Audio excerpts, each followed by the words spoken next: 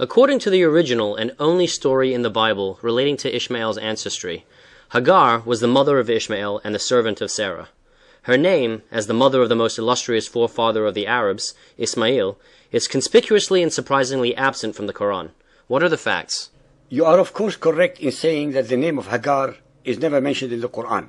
But this should not be a surprise to anyone who has studied it or listened to our series. After all, the following extremely important names are also absent from the all-knowing Quran: Mecca, Medina, Jerusalem, Sarah, the wife of Abraham, and Eve, the mother of humanity.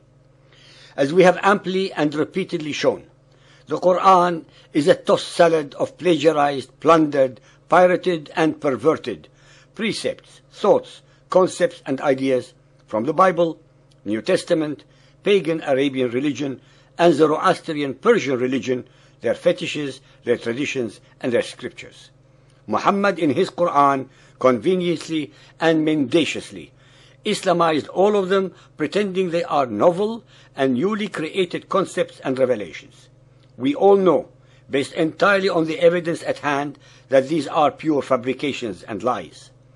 In the whole biography of Muhammad, Sirat Rasulullah by Ibn Ishaq, the name of Hajar, the mother of Ishmael, is not mentioned at all also. In fact, the name Hagar Hajar appears only once in the interpretation section of the Quran by Abdullah Yusuf Ali to explain Al-Baqarah 2.158, note 160. According to imaginary and falsified Arab traditions, Hagar and Ishmael, in this case as a baby and accompanied in their exile by Abraham, had their thirst quenched at the well of Zamzam near Mecca, almost 1,000 desert miles away from Beersheba in Canaan. According to the Torah, which is after all the original and only source of the story, Hagar and Ishmael found water near Beersheba and not in the desolation of Arabia near Mecca. The alleged Arab traditions, which are of course totally unfounded, unsubstantiated, and contrary to the historical and archaeological records, Canaan and Mount Sinai too are in Arabia. Let us now recite the original and only source in the Bible. Chapter 16, Genesis 1. Now Sarai, Abram's wife, bore him no children, and she had a maidservant, an Egyptian, whose name was Hagar. And Sarai said to Abram, Behold now, the Lord has prevented me from bearing. I beg you, go in to my maid. It may be that I may obtain children by her. And Abram listened to the voice of Sarai. And Sarai, Abram's wife, took Hagar, her maid, the Egyptian, after Abram had lived 10 years in the land of Canaan, and gave her to her husband Abram to be his wife. And he went in to Hagar, and she conceived. And when she saw that she had conceived, her mistress was despised in her eyes.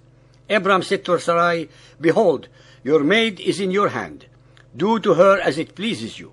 And when Sarai dealt harshly with her, she, Hagar, fled from her face. And the angel of the Lord found her by a fountain of water in the wilderness, by the fountain in the way to Shur. And he said, Hagar, Sarai's maid, where did you come from? And where will you go? And she said, I flee from the face of my mistress Sarai. And the angel of the Lord said to her, Return to your mistress and submit yourself under her hands. And the angel of the Lord said to her, Behold, you are with child, and shall bear a son, and shall call his name Ishmael, because the Lord has heard your affliction. And he will be a wild man. His hand will be against every man, and every man's hand against him. And he shall live in the presence of all his brothers. And Hagar bore Abram a son, and Abram called his son's name, whom Hagar bore, Ishmael. And Abram was 86 years old when Hagar bore Ishmael to Abram.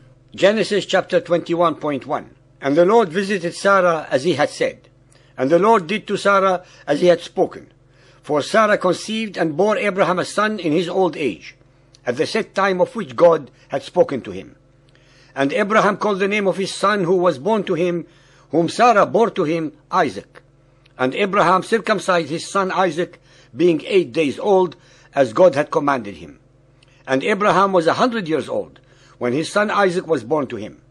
And the child grew and was weaned, and Abraham made a great feast the same day that Isaac was weaned. And Sarah saw the son of Hagar, the Egyptian, whom she had borne to Abraham, mocking. And she said to Abraham, Cast out this slave and her son, for the son of this slave shall not be heir with my son, with Isaac. And the thing was very grievous in Abraham's sight because of his son. And God said to Abraham, Let it not be grievous in your sight because of the lad and because of your slave.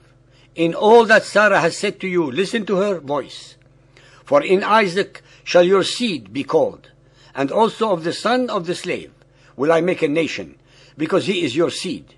And Abraham rose up early in the morning, and took bread and a bottle of water, and gave it to Hagar, putting it on her shoulder and the child, and sent her away. And she departed and wandered in the wilderness of Beersheba. And the water was spent in the bottle, and she cast the child under one of the shrubs. And God heard the voice of the lad, and the angel of the God called to Hagar from heaven and said to her, What ails you, Hagar?